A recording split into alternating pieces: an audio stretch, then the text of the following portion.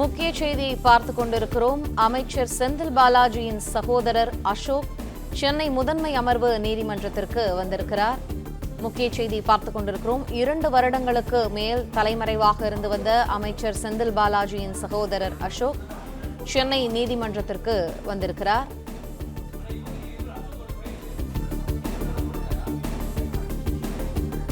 அமைச்சர் செந்தில் பாலாஜியின் சகோதரர் அசோக் சென்னை முதன்மை அமர்வு நீதிமன்றத்திற்கு வருகை தந்திருக்கிறார். 2 வருடங்களுக்கு மேலாக தலைமறைவாக இருந்து வந்த அமைச்சர் செந்தில் பாலாஜியின் சகோதரர் அசோக் சென்னை நீதிமன்றத்திற்கு வந்திருக்கிறார். இது தொடர்பான முக்கிய செய்தியை பார்த்துக் கொண்டிருக்கிறோம்.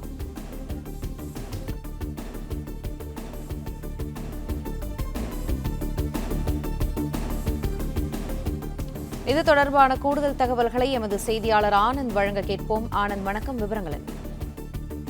வணக்கம். சட்டவிரோத பண பரிமாற்ற வழக்கில் அமைச்சர் செந்தில் பாலாஜியின் சகோதரர் அசோக் சென்னை முதன்மை அமர்வு நீதிமன்றத்தில் ஆஜராவதற்காக உயர்நீதிமன்ற வளாகத்திற்கு வருகை தந்திருக்கிறார்.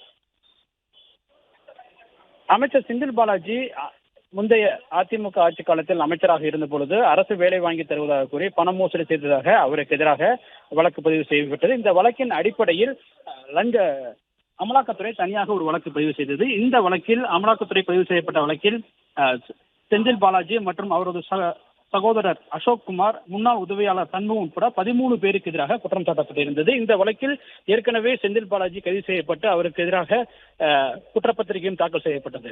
இந்த நிலையில் கூடுதல் குற்றப்பத்திரிகை இந்த வழக்கில் அமலாக்கத்துறை தரப்பில் தாக்கல் செய்யப்பட்டது. அமலாக்கத்துறை தரப்பில் கூடுதல் குற்றப்பத்திரிகையில் 13 பேர் சேர்க்கப்பட்டது. அதில் அசோக் குமார் மற்றும் சண்முகம் உட்பட 13 பேருக்கு எதிராக குற்றம் சாட்டப்பட்டது.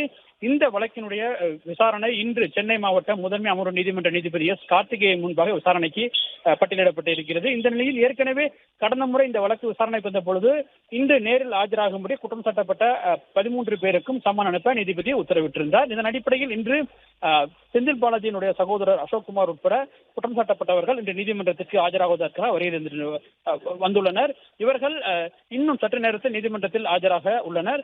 இந்த வழக்கு இன்னும் சற்று நேரத்தில் விசாரணைக்கு எடுத்துக் கொள்ளப்பட உள்ளது என்பது குறிப்பிடத்தக்கது.